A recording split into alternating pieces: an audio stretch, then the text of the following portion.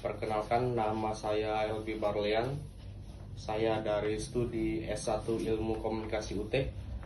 Pada mata kuliah perencanaan program komunikasi kali ini temanya adalah kampanye lingkungan sehat, gerakan membasmi hama tikus di lingkungan kampung. Program ini bertujuan meningkatkan kesadaran dan partisipasi masyarakat dalam menjaga kebersihan lingkungan untuk mengurangi populasi tikus di kampung. Struktur planbuk dan proposal PPK-nya adalah bab 1, analisis situasi, situational analysis. Bab ini membahas kondisi nyata yang menjadi dasar dilaksanakannya program komunikasi. 1. Latar belakang masalah. Menjelaskan alasan munculnya program, misalnya banyak warga yang mengeluhkan hama tikus yang masuk rumah, merusak makanan, mengotori lingkungan, dan membawa penyakit. 2. Identifikasi masalah. Menjelaskan masalah utama yang ditemukan di lingkungan kampung seperti banyak sampah menumpuk, saluran air kotor dan tersumbat, warga kurang menjaga kebersihan lingkungan, kurangnya pengetahuan tentang bahaya tikus. 3. Analisis penyebab masalah. Mengurangi faktor penyebab munculnya hama tikus, misalnya lingkungan lembab dan kotor, pembuangan sampah sembarangan, kurangnya kerja bakti rutin, tidak adanya program pengendalian hama sebelumnya. 4. Analisis halayak sasaran. Menjelaskan siapa target program komunikasi seperti kepala keluarga, ibu rumah tangga, remaja dan pemuda kampung, pengurus RT dan RW. Analisis ini penting agar pesan dapat disesuaikan dengan karakter masyarakat. 5. Rumusan masalah. Berisi pertanyaan utama yang ingin diselesaikan, contohnya bagaimana meningkatkan kesadaran dan partisipasi masyarakat dalam membasmi hama tikus melalui program komunikasi lingkungan sehat. Bab keduanya adalah perencanaan program atau planning. Bab ini menjelaskan strategi dan rancangan program komunikasi. 1. Tujuan program. Menjelaskan hasil yang ingin dicapai, misalnya meningkatkan kesadaran warga tentang bahaya tikus, mengajak masyarakat menjaga kebersihan lingkungan, dan mengurangi jumlah tikus di kampung. 2. Sasaran program. Menjelaskan kelompok masyarakat yang menjadi fokus kegiatan seperti warga kampung usia produktif, ibu rumah tangga sebagai pengelola kebersihan rumah, pemuda yang membantu kegiatan lapangan. 3. Strategi komunikasi.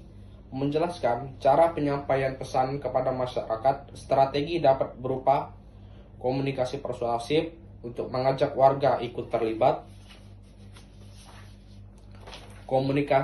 komunikasi edukatif melalui penyuluhan dan sosialisasi, pendekatan kelompok melalui pertemuan warga. 4. Pesan utama kampanye.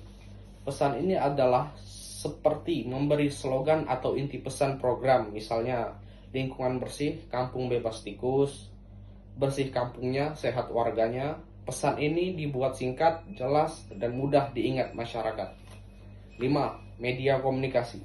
Menjelaskan media yang digunakan untuk menyampaikan pesan seperti poster dan spanduk, grup WhatsApp, pengumuman masjid, media sosial kampung, dan penyuluhan secara langsung. 6. Konsep kegiatan. Menjelaskan bentuk kegiatan utama program, misalnya kerja bakti massal, pembagian perangkap tikus, sosialisasi kesehatan lingkungan, lomba kebersihan antar gang. Bab 3-nya adalah implementasi program atau action and communication. Bab ini menjelaskan pelaksanaan kegiatan secara rinci, seperti 1. Jadwal pelaksanaan, berisi waktu, tahapan kegiatan, mulai dari persiapan, sosialisasi, pelaksanaan, hingga evaluasi. 2. Pelaksanaan sosialisasi. Kegiatan penyuluhan kepada warga mengenai 1. Bahaya tikus bagi kesehatan, 2. Cara menjaga kebersihan lingkungan, 3. Cara membasmi tikus dengan aman. 3. Kerja bakti lingkungan.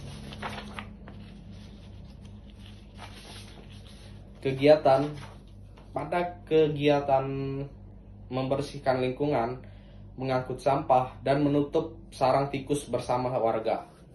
4. Distribusi alat dan bahan.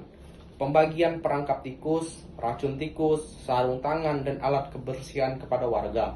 5. Publikasi kampanye seperti pemasangan poster, spanduk, penyebaran informasi melalui media sosial serta grup WhatsApp.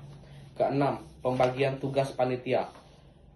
Pada tahap ini, menjelaskan tugas masing-masing anggota itu sangat penting, seperti koordinator lapangan, tim dokumentasi, tim publikasi, dan tim konsumsi. Yang ketujuh adalah anggaran biaya, berisi rincian kebutuhan dana seperti pembuatan poster, pembelian alat kebersihan, konsumsi kegiatan, dan perlengkapan kampanye. Pada bab keempat adalah evaluasi dan monitoring. Bab ini membahas cara menilai keberhasilan program. Yang pertama adalah monitoring kegiatan. Pada monitoring kegiatan ini dilakukan selama program berlangsung untuk memastikan kegiatan berjalan sesuai dengan rencana. Yang kedua ada evaluasi partisipasi warga, menilai jumlah warga yang ikut kerja bakti, penyuluhan, dan kegiatan kampanye. Ketiga, evaluasi perubahan lingkungan. Pada tahap ini, penting untuk kita mengamati perubahan kondisi lingkungan setelah program dilakukan, seperti lingkungan lebih bersih, melihat apakah sampah berkurang, apakah populasi jumlah tikus itu menurun. Yang keempat ada survei dan wawancara. Pada tahap ini dilakukan untuk mengetahui tanggapan masyarakat terhadap program kampanye. Kelima, analisis hasil program. Menjelaskan apakah tujuan program berhasil tercapai atau masih terdapat yang perlu diperbaiki. Pada bab terakhir, bab yang kelima, itu ada penutup dan lampiran. Bab ini berisi bagian akhir proposal. 1. Kesimpulan. Berisi ringkasan keseluruhan program dan manfaat kampanye bagi masyarakat. Kedua, saran. Berisi rekomendasi agar kegiatan ini dapat terus dilanjutkan secara rutin oleh warga dan pengurus kampung. Ketiga, lampiran. Berisi dokumen seperti jadwal kegiatan, struktur panitia, rincian anggaran biaya, contoh poster kampanye, kegiatan ke dokumentasi kegiatan, dan daftar hadir peserta.